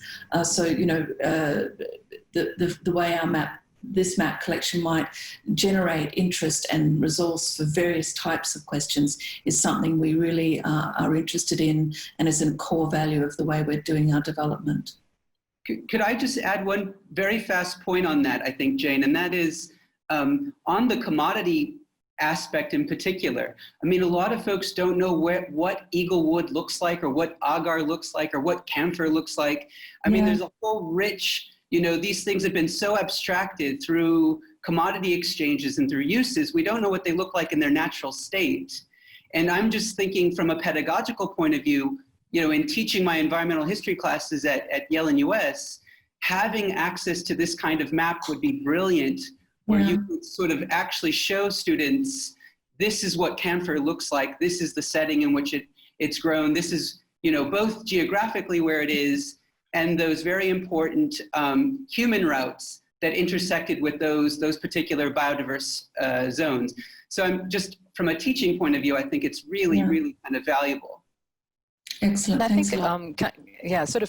just coming to that as well, is from an environmental history point of view as well, ecologically, so for example, pepper needs shade to grow, and that's why it's always found in forested areas, and for the more, when we come nearer to our own time frame, right, are we able to see the kinds of landscape changes, with deforestation, what does that do to pepper plantations, or are they now able to be cultivated somewhere else, in a more domesticated farming kind of environment rather than in the wild as well? I think those are things that maps might be able to show something and give an indication of. Excellent. Thank you both. Thank you both very much. You're welcome. Yeah, I want to thank you again for the overview of the project. And now we come to the last paper, which is actually given by Anthony, Michelle, Quak, and myself. And I will now share the screen. Since I'm also the chair, quickly introduce Michelle, who is GIS research technologist at the Yale-Nus library and was extremely helpful with advising us on our pilot project and also contributing to it, and also in training our research assistants. And Michelle, as Jane already mentioned, is also working with her and the Digital Historical Maps project. So I also want to thank Jane and Ronald Milne for introducing us to Michelle. And I will now give you a very brief overview of the objectives of our project. Then Michelle will talk a bit about the implementation, and then Anthony about the future plans. So what is our pilot project about? As the title, which is Asian Natures, Alien Species, Past, Present, and Future, hints at, our interest is in biodiversity changes in Asia, in particular the arrival of alien species and their naturalization in Singapore, as well as the consequences. A recent report of the Intergovernmental Platform on Biodiversity and Ecosystem Services, the IPBES, suggests that the annual economic loss attributed to naturalized species, especially if they turn invasive, is estimated at $33.5 billion in Southeast Asia. Therefore, our digitization and visualization project is supposed to give new insights into socioeconomic stability, health surveillance, and food security by analyzing the arrival of now naturalized species over the course of the last roughly 200 years and also the related vectors. In the pilot project, we focus on Singapore, which is of particular interest since it can be seen as an entrepot, the port city as a vector for the arrival of new species, so to speak, which might also serve as a model for investigating other port cities and their hinterlands. And Anthony will say a bit more about that in our future plans overview regarding the upscaling of the project. So what we aim for is a fresh perspective on how to visualize different forms of data that help us to gain new insights into the history of biodiversity change, vectors, and consequences. To recognize and analyze these changes, vectors, and consequences, we are collecting historical and current data on where naturalized species were spotted and visualize this georeferenced data on historical and current maps that show land use change and other potential vectors, ranging from deforestation and the spread of plantations and gardens to Singapore's urban expansion, infrastructure construction, land reclamation, shipping routes, and so on. Another goal of the pilot project is to contribute to the digital humanities landscape here in Singapore via strongly interdisciplinary research. Our data, our methods, and our analysis are all interdisciplinary and based on collaborations between historians, archivists, librarians, social scientists, and natural scientists, in particular biologists from DBS, which is not the bank, but the Department of Biological Sciences here at NUS. This interdisciplinary research interest goes back to an interdisciplinary workshop that Anthony and I organized about 1 year ago when we were both at Harvard, which, as the subtitle said, placed the global Pacific in the age of climate change. Anthony was moving to Singapore and I was coming back to Singapore, and both of us were interested in the interactions between land and sea. So we wanted to continue this interdisciplinary research focus on environmental transformations and biodiversity change. And in February, what now seems like years ago, honestly, as Tim mentioned, we hosted a conference on the rise and consequences of invasive ecologies in Asia and the West Pacific at ARI, which laid the academic and networking groundwork for our pilot project. Since this event brought together the aforementioned scholars from the humanities, social sciences, and natural sciences for interdisciplinary discussions and also for future collaborations. We are now also working on a special issue of Environment and History on naturalized species, which will partially draw on data from our pilot project. In that sense, we also want to thank ARI for the support that we received for the Invasive Ecologies Conference, and one of our aims in the future is to intensify ARI's focus on environmental and biodiversity topics. And earlier this year, we already received an HSS Collaborative Seed Grant, which is the financial foundation of this pilot project and also of this workshop here. This allowed us to begin our digitization visualization work, which draws on the source material collections held by our collaborators, and that we are now digitizing, OCRing, and mining for relevant data to build our database to feed our visualization platform, which is currently Tableau, and Michelle will talk about that in a couple of minutes. So these collaborations currently include the NUS Libraries, the NUS Natural History Museum, and Singapore's National Park Board, while we are also receiving technical support from them as well as from the Yale-Nus Libraries and the NUS Geography Department's GIS Master Program. And I want to end here with a quick thank you to our collaborators and also to our research assistants, as well as to Michelle, who will now continue the presentation. So we now stop the screen sharing and move on to Michelle. Thank you. Hi everyone. I'll just bring you through today how we managed to get from some sort of like a data spreadsheet kind of data information into something that is presentable to the public, or something that's available online where everyone can see your dashboard. So right now what you see here is a spreadsheet of the data that our students have collected. These are all related to species that are found within journals, early journals, detailing the sighting of a new species or existing species within Singapore. So the data includes a whole range of information from the species name to the kingdom to group name and order and family name of such species. I think they have also collected information of date of first sighting and the location of when it was first sighted. Other information like the journals that was mentioned, and journal articles, additional information about the sighting, and perhaps the environment that it was in. So this would be attained from the journals itself. We have also the location of the sighting, latitude and longitude, so XY coordinates, year of extinction if applicable, and other information like bird calls, recordings, etc.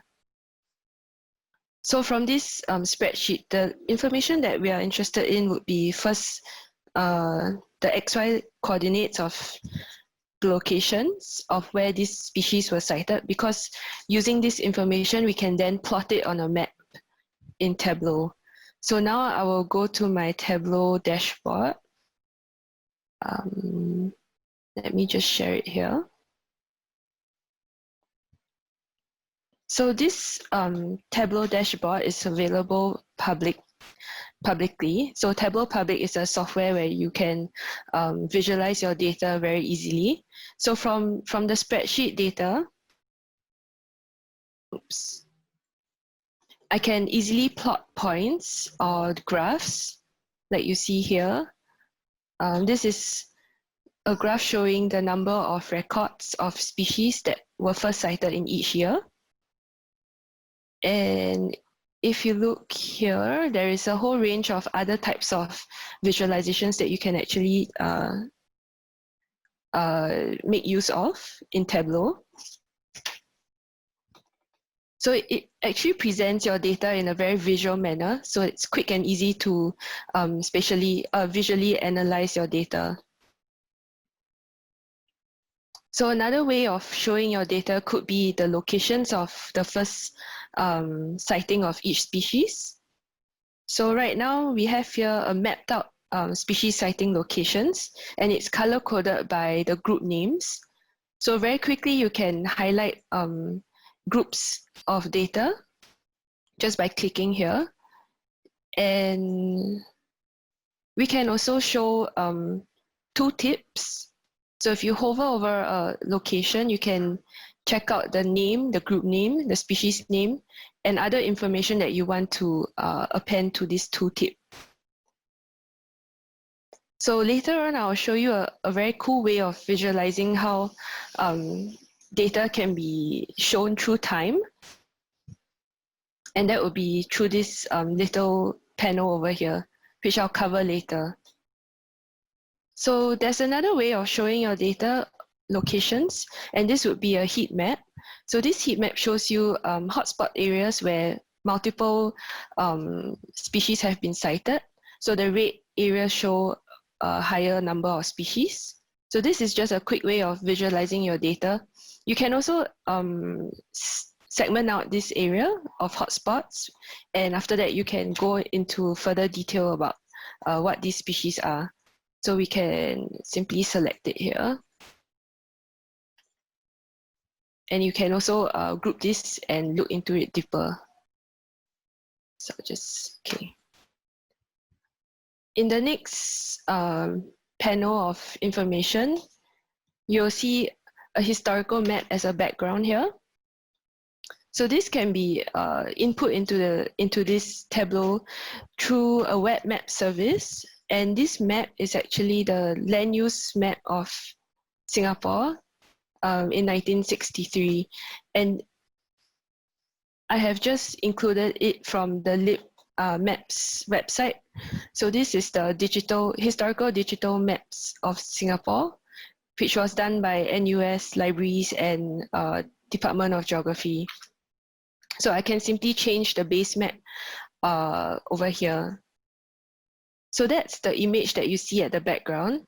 And if I hover over this land use shape over here, so this shapefile is taken from the 2014 land use map from URA.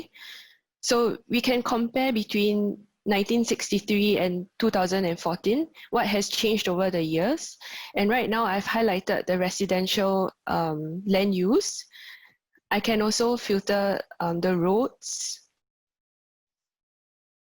It takes a while to load, so because it's a huge data set. So it's highlighted in brown here.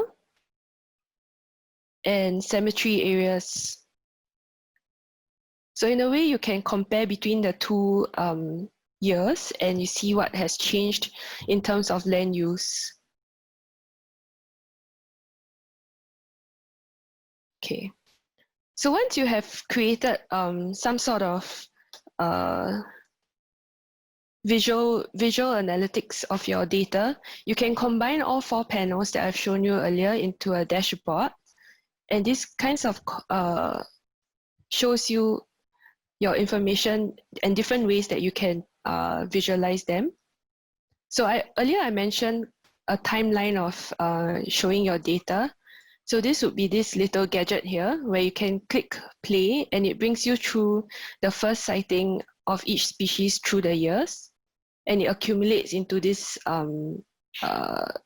graph showing the locations of each species that was cited. So right here, I can also have a quick toggle of the types of land use that I want to select. So for open space, I can click on the open space and it appears on the map itself. So this is a very interactive kind of dashboard where you can create and show your users.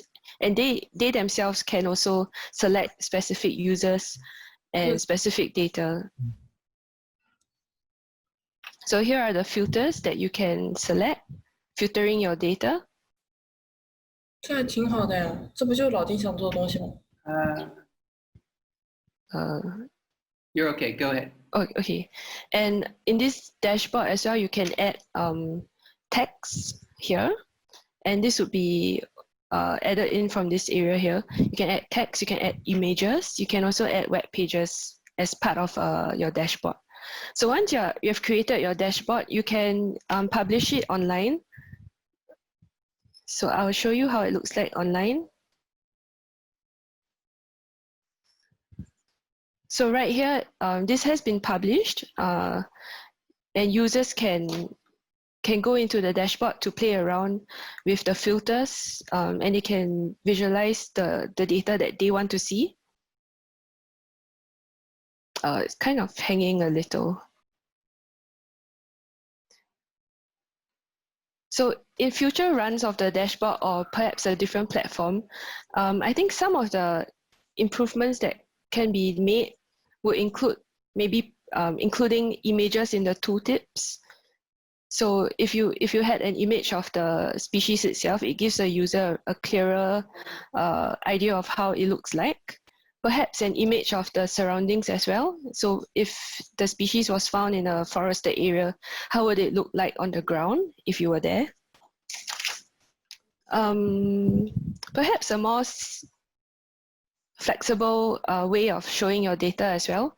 So if your filters could be integrated a lot better, it work with the user experience of the data dashboard. We could add other mediums of data, for example, sound clips or video clips of the species, and also climate data. So layering upon what we have, it gives us a better overview of the environment that was like in the past and versus today. And I guess the main improvement to be made could be to integrate all the data that you see here into one centralized overview. So it gives you a more seamless overlay of information. So instead of looking at different pockets of graphs or charts, you can combine them all into one platform. And it allows you to visualize multiple data layers and as well as historical maps. So we can compare between maps that are beyond 1963 and also beyond 2014. I guess what would be cool would be also annotations that your user can make on the platform itself. So areas that they are interested in, they can highlight, they can zoom in, and they can probably export out the data if applicable. Yeah. So I'll hand over the time back to Stefan, to Anthony, I guess. Yeah, thanks a lot. Okay, I now start the screen sharing again, and I think we also should quickly mention that what you saw on this map were only a couple of species, just to illustrate this. I mean, our database at the moment has, I think, already about 1,000 entries for Singapore alone. So, Anthony, is this fine? So what I'm going to talk about then is moving forward and scaling up. And maybe we can go to the next. Well, you can hang here for a second. So quickly, kind of what we plan to do moving forward. First off, we should probably say this pilot project has been working with we have about 15 student researchers that are involved in this, coming from Yale-Nus and NUS. A good chunk of them are students from my class that I taught this semester, which made it for a sort of nice capture audience. And many of them are zoomed in right now, so I want to thank them for all the hard work that they've been doing during this really kind of unthinkable moment with the pandemic. But moving forward, what we're thinking about is really how important biodiversity is, and linking biodiversity to the humanities, and really kind of thinking about something maybe around the idea of the environmental humanities or biodiverse humanities. And we see this really scaling up beyond Singapore, beyond the work that we're doing with Singapore. So if we could just go to the next slide. You know, we're in a region here where, and this is why biodiversity is so important, why we want to stay with this idea and scale it up. We're in a region where it's the world's richest center of marine biodiversity. It's one of the world's richest centers for terrestrial biodiversity. And changes in biodiversity, as we can now see with COVID-19, changes in biodiversity have direct implications for public health. They have direct implications for food security and socioeconomic stability, among a number of other things. So we see this as really a kind of critical area for digital scholarship, but also environmental, historical, and humanities work. So bringing all of that together in a really kind of rich interdisciplinary way.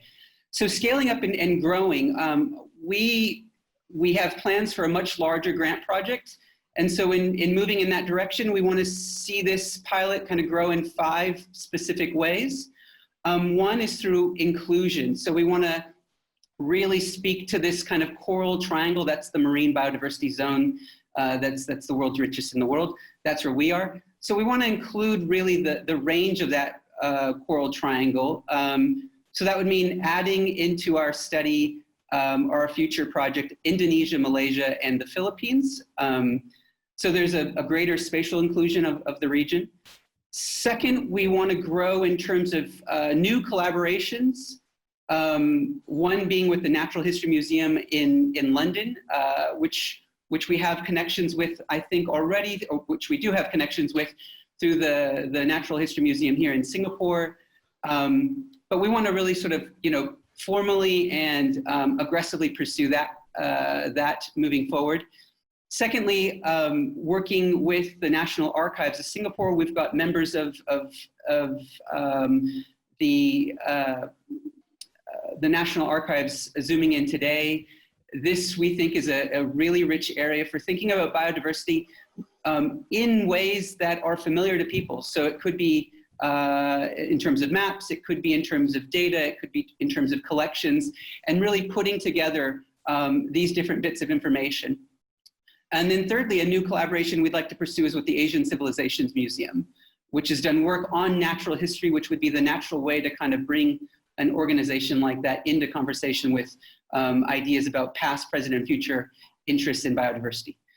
Third, we want to grow in terms of synergy, and this really means complementing existing grant-funded projects, finding those those synergistic opportunities where current work and ongoing work could be mutually beneficial, both in terms of what we bring and what others have. So from Jane's presentation and her team with Ronald and Michelle and others, we see a real rich opportunity there.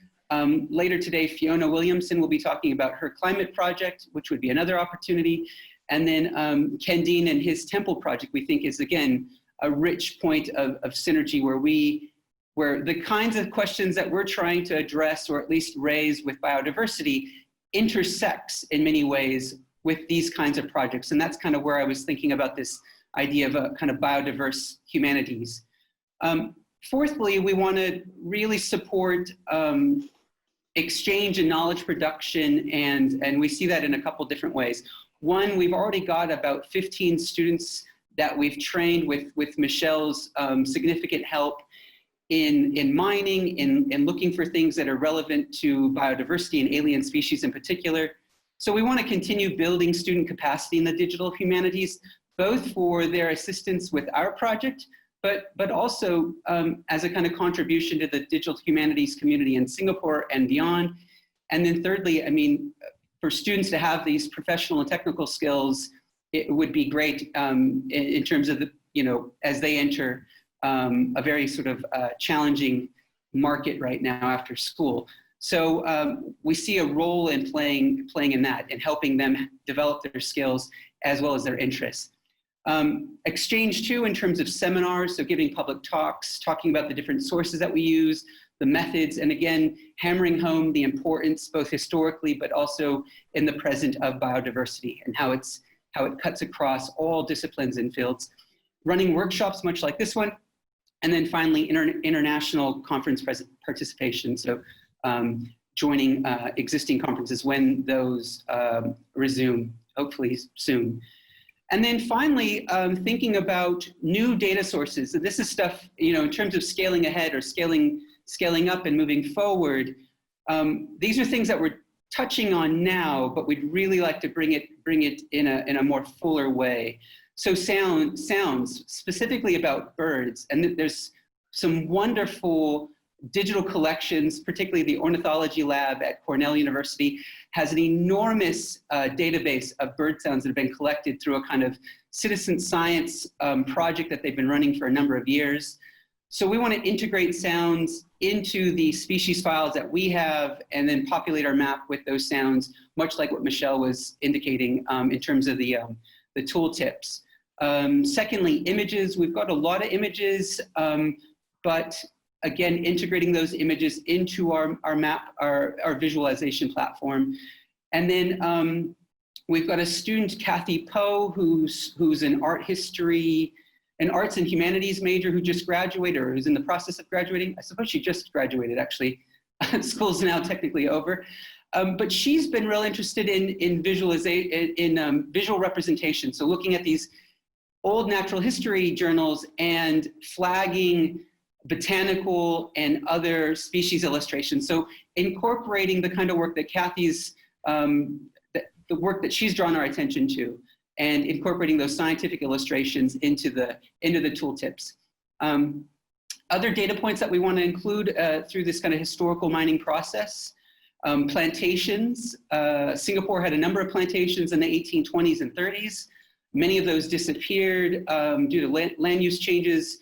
after the 1860s and the 1870s, but those plantations speak to changes in biodiversity. They speak to the introduction of cultivated plants. So we want to bring that into that informational layer into these maps as well. Another important aspect would be specific to Singapore, but also to Indonesia, Malaysia, and the Philippines, and that is community gardens. Old maps from the 1830s of Singapore indicates where you had Chinese gardens, where you had local gardens. These were collective gardens that were used by communities. Again, these would be sites for the introduction of plant species that might not be vernacular to or local to Singapore, but now we might think of these species as very much part of the landscape. So bringing in dimensions of gardens as another valuable data point. And then lastly, I want to just say climate and health are the two other historical data sets that we want to bring in.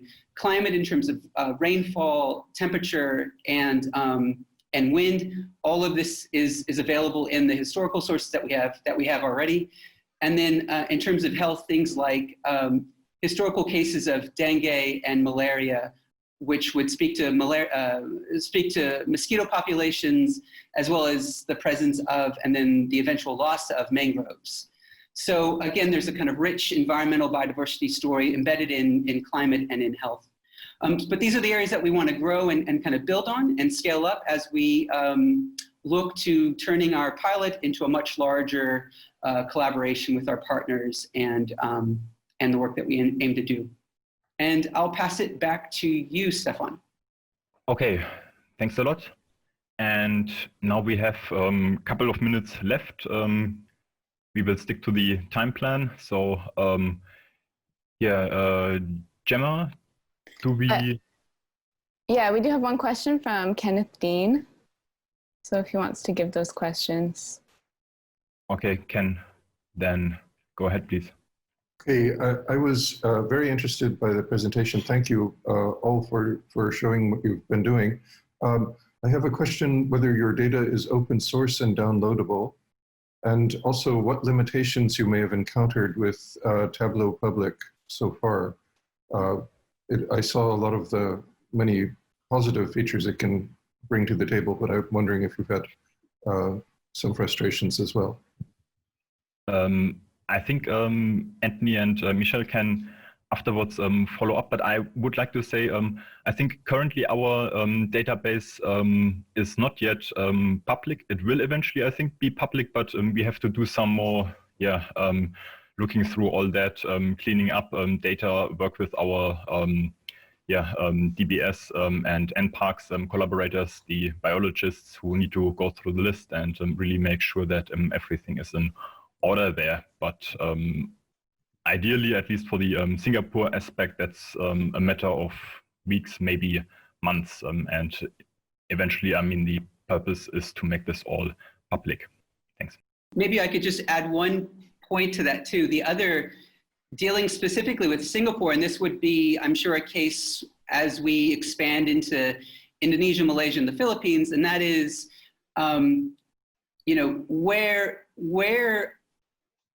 where species are located historically on maps would have been totally fine if we were back in the 19th century. But nowadays, we've got things like the Ministry of Defense, and there are spaces on the map that are a little sensitive. So in addition to running, and being accurate about the species and its taxonomic identity, we also have to run it by these various government entities so that we don't broach or traverse on anything too sensitive. Yeah, so this is where the map and where space really does become, it sort of trumps the importance of the species in some ways. Okay, as for Tableau, I guess one of the limitations would be the tooltips. In a way, it's not as flexible as we want. For example, adding in an image or images. The workaround would be to add in a link to the image. So if you're storing your image elsewhere. So the same thing goes for audio clips and videos.